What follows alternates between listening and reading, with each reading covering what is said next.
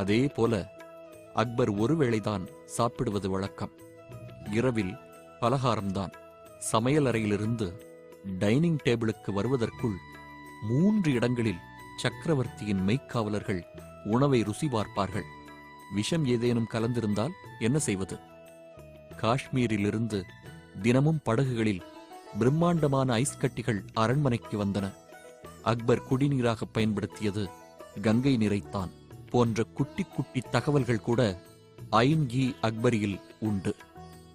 அக்பர் பாதுஷா பார்ப்பதற்கு எப்படி தோற்றமளித்தார்?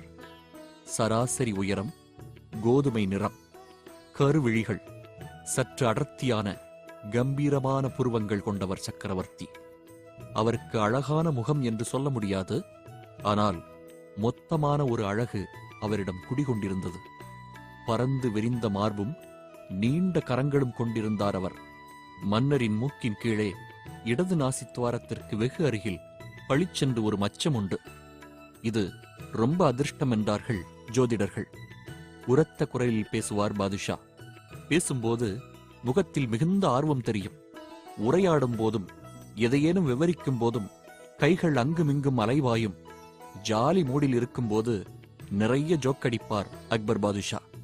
உள்ளே நுழையும் அமைச்சர்களையெல்லாம் தமாஷ் செய்தவாறு வரவேற்பார்.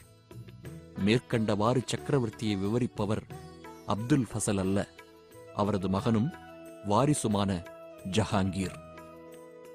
இவ்வளவு பொறுமையாக தந்தையின் பர்சனாலிட்டியை வர்ணிக்கும் ஜஹாங்கீர் அக்பர் தன்னிடம் பொறுமையிழந்து வாழ்க்கையே வெறுத்துப் போகும் அளவுக்கு நடந்து கொண்டது தனி கதை. தீன் இலாஹி, இந்தியாவின் தேவை.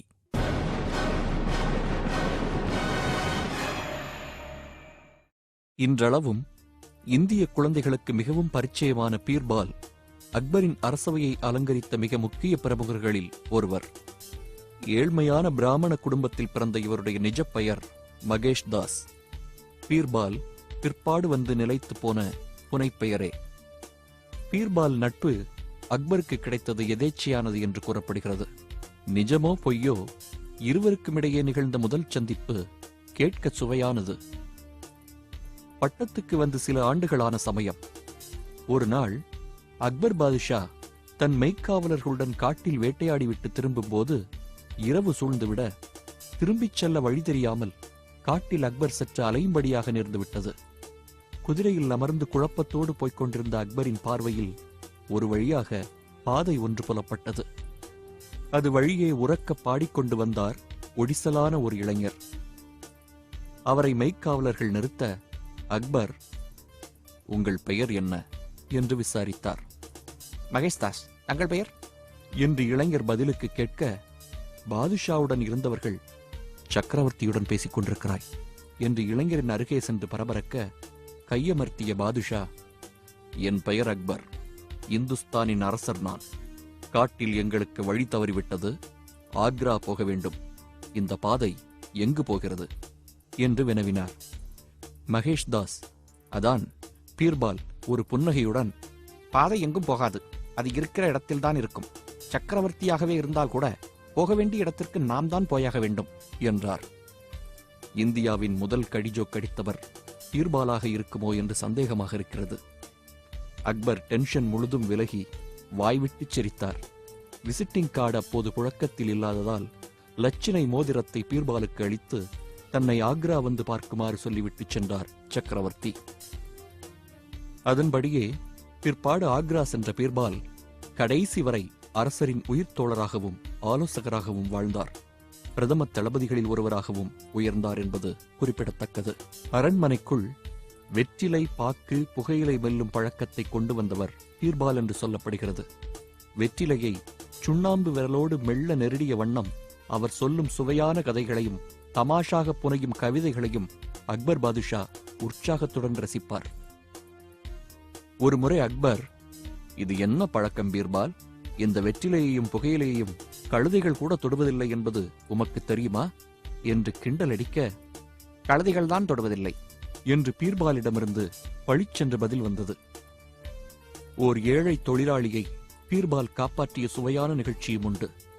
அதிகாலை ஒரு நாள் படுக்கையிலிருந்து எழுந்த சக்கரவர்த்தி சோம்பல் முறித்தவாறு உப்பரிகைக்கு வந்து நிற்க, கீழே யமுனை நதிக்கரையோரமாக துணி துவைத்துக் கொண்டிருந்த சலவை தொழிலாளி ஒருவர் அண்ணாந்து பார்த்தார். பார்த்தவர் துணிகளை அப்படியே கீழே போட்டுவிட்டு பரவசத்துடன் கைகளை உயர்த்தி கும்பிட்டு, பாதுஷா என்று குரல் கொடுத்தார்.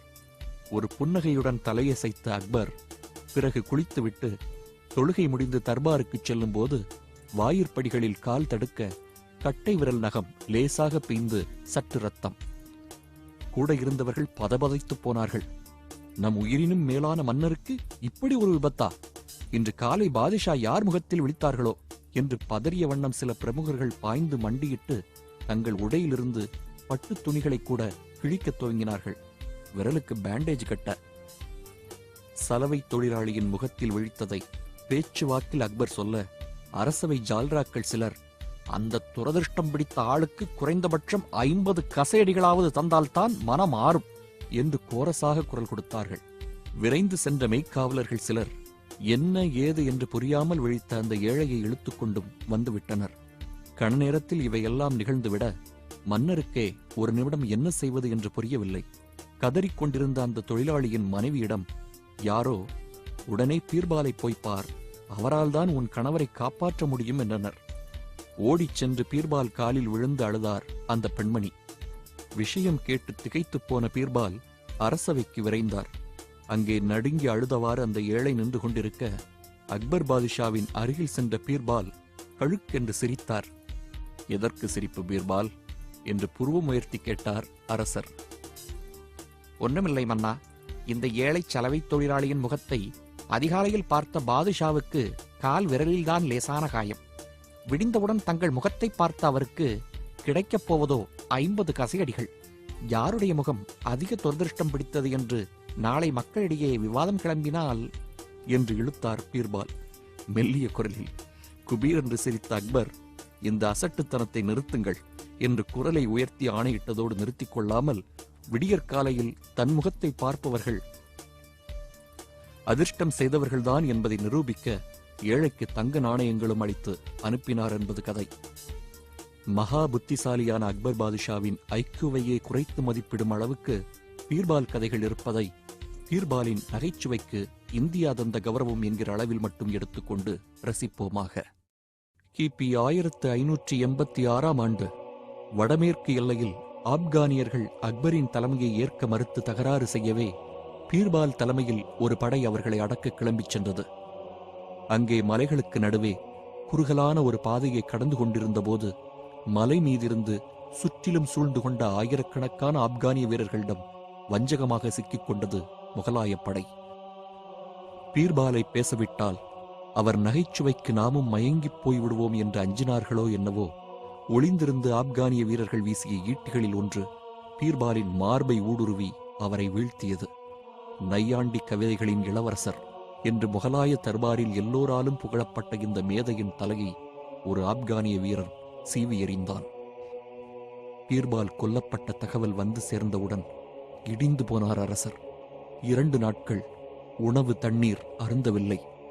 என் அரசவை களை இழந்து விட்டதே, எப்படி இந்த இழப்பை ஈடுகட்டப் போகிறேன் என்று புலம்பிக் கொண்டிருந்தாராம் அக்பர். இதற்கு முன் எவர் இறந்தபோதும் இந்த அளவுக்கு மன்னர் சோகத்தில் ஆழ்ந்து யாரும் பார்த்ததில்லை என்கிற ரீதியில் வரலாற்று நூலாசிரியர்கள் பதானியும் அப்துல் ஃபசலும் குறிப்பிடுகிறார்கள். ஒரு வழியாக சுதாரித்துக் கொண்ட சக்கரவர்த்தி கலையும் காதலும்.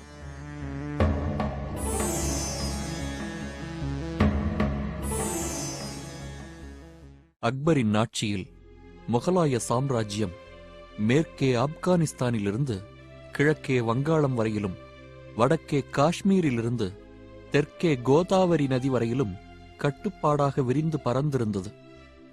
வாள் முனையில் ஒரு இஸ்லாமிய ஆட்சியை இந்திய மண்ணில் திணிக்க முயல்வதற்கு பதிலாக அடிப்படையில் இந்தியா இந்துக்களின் நாடு என்பதை புரிந்து கொண்டு பெரும்பான்மையினரின் நன்மதிப்பை பெற வாளை விட கூர்மையான அன்பு என்னும் ஆயுதத்தை கையில் எடுத்தார் அக்பர்.